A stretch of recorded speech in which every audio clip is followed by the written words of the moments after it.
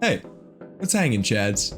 I'm Rhombus, and here are 5 tips to get better at Balatro. Balatro Basics. I hope you enjoy. Tip number 1. As soon as you go into your small blind, you want to play a winning hand. AKA, you want a hand that will score higher or equal to 300 points.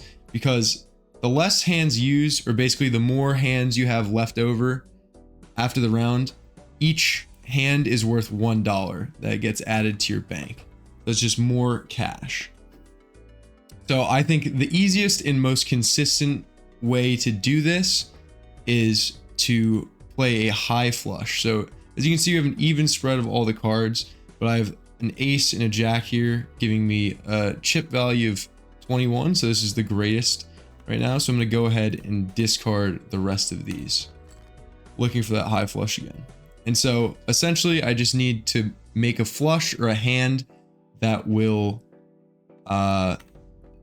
be greater than 300. And here's another perfect example. Right now I have a full house with 4s over 8s, and we can tally the math and see if that would clear 300 or if we should just go for the high flush. So we have 4, 4, that's 8 right there, and then 8, 8, 24, it's 8. So we have 32 chips that would be added on here. So that would put us at 72. 72 times 4 is, I believe, just shy of clearing. Yes, that'd be 288. I believe we need 75 to clear. Yeah, you need 75. So back to the drawing board. I'm gonna go ahead and get rid of all these guys. Discard, and here we go. Now we're getting closer to that high flush. I'm gonna get rid of this 4 in search of something better. We find it. Now we have the ace, queen, jack, 10, and 6. And if we total these, we have 30 right here, plus 17 chips. So that's 47 on top of the 35. And that should give us more than 75. So that will give us a total score greater than 300. And the point of this was that we only had to play one hand so we can have the most remaining hands left over after the round, which will give us more money. And this is just a basic thing you want to always do so you can start your runs off in the best way possible. So we're going to go ahead and play the hand, and we'll see it clears. Perfect. 328. And because of those 3 remaining hands, each one's worth $1. 1, 2, 3 extra dollars. Tip number 2. Money.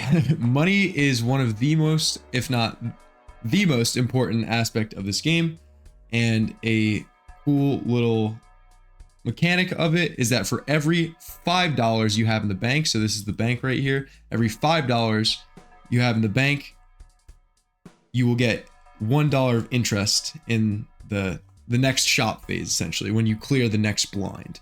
So right now, because I have $10, I will then clear, if I clear the next ante, I will end up with $2 extra in interest. And this interest gets capped off at $25 with no additional vouchers or any other bonuses. But 25 is the number to keep in your head. So you can, with $25 in the bank, then you'll get $5 of interest after each round. Tip number 3 is blocking. So essentially with packs like a celestial pack, or there's also the Arcana packs with the tarot cards, but we'll use this as the example. So blocking works so that right now, if I open this pack, I have an equal chance to get any of the planet cards.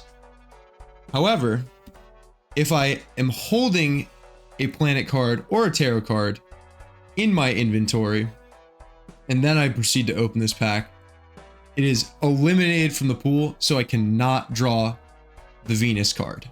So as you'll see, if I open this pack, there can't be a Venus in here.